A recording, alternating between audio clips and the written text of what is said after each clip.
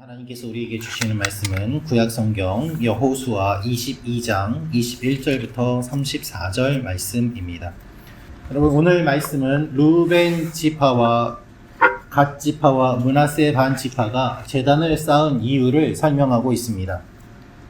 그들은 단지 제사를 드리기 위해서 제단을 쌓은 것이 아니라 하나님 앞에 표징이 되기 위해서, 증거로 삼기 위해서 이렇게 했다고 이야기를 하고 있습니다. 오늘 말씀을 통해서 우리가 알 수 있는 몇 가지 내용이 있습니다. 첫째로 알 수 있는 것은 하나님 앞에 정직해야 합니다라는 것입니다. 하나님 앞에 정직해야 합니다. 22절 말씀 제가 다시 읽어드리겠습니다. 전능하신 자 하나님 여호와께서 아시나니 이스라엘도 장차 알리라. 이 일이 만일 여호와를 거역함이거나 범죄함이거든 주께서는 오늘 우리를 구원하지 마시옵소서. 지금 내용은 매우 심각한 상황입니다. 요단 동편 쪽에 있는 지파들이 단을 쌓았고 그것이 하나님을 떠나려는 것이 아닌가라고 오해하고 생각한 또 요단 서쪽 지파 사람들이 와서 싸울 준비를 하고 왔기 때문입니다. 그들에게 이렇게 이야기를 하는 것이죠. 전능하신 자 하나님 여호와라는 말을 반복해서 이야기를 하는데, 이렇게 이야기를 하는 이유는 무엇인가 하면 이들이 하나님 앞에서 불순한 의도로 한 것이 아님을 항변하기 위함입니다. 우리는 하나님 앞에 정당합니다. 우리는 하나님께서 우리의 마음을 알아주실 것을 믿습니다. 이러한 마음을 가지고 천부장들에게 이야기를 하고 있는 것입니다. 그들이 우상숭배나 배교의 의도가 있었다면 하나님께서 친히 심판하셔도 그 심판을 달게 받겠습니다 라고 말을 하고 있습니다. 이 고백은 숨김없는 믿음, 정직한 신앙을 보여주고 있습니다. 우리도 그렇습니다. 살다 보면 억울하게 오해를 받을 수도 있고 인간관계 가운데 불편한 일들이 생길 수도 있습니다.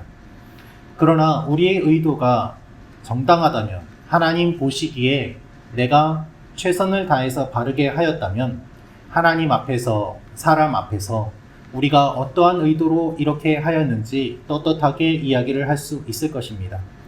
그러나 나의 욕심이 섞여 들어가거나 나의 다른 마음이 그 안에 품어 있다면 이렇게 이야기를 할 수는 없을 것이죠. 하나님께서 우리의 마음과 우리의 동기를 아십니다. 우리가 억울한 일을 당하게 되면 변명하려는 마음이 많이 들지만 하나님께서 우리의 마음을 아시기 때문에 하나님께서 우리의 마음을 드러내 주실 것을 고백하고 정직하다고 이렇게 선포하는 우리가 되기를 원합니다. 하나님께서 우리의 모든 것들을 알고 지켜주실 줄로 믿습니다.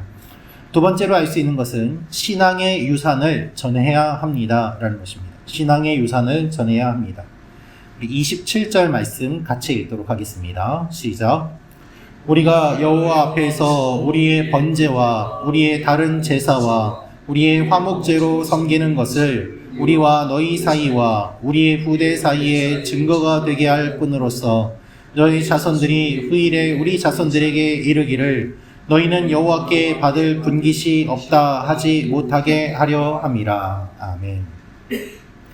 동편 지파는 서편 지파의 후손들에게 요단강이 가로막혀 있기 때문에 제대로 교류를 하지 못하는 상황 속에서 너희는 여호와와 상관없는 자들이다 라고 이야기를 할 것이 두려웠습니다.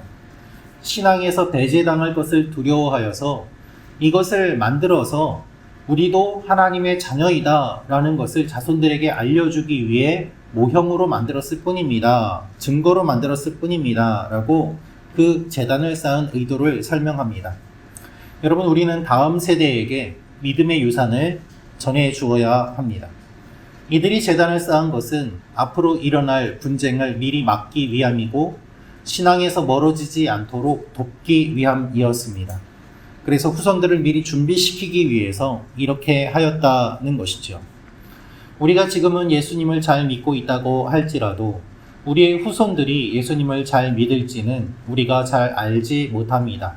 우리가 통제할 수 없는 영역도 많이 있습니다. 하나님을 믿는 믿음에서 떠날 수도 있습니다. 그렇기 때문에 천대까지 복을 주신다는 하나님의 말씀을 붙잡고 우리 자손들도 믿음에서 떠나지 않도록 계속해서 신앙의 유산을 물려주는 것에 힘쓸 필요가 있습니다.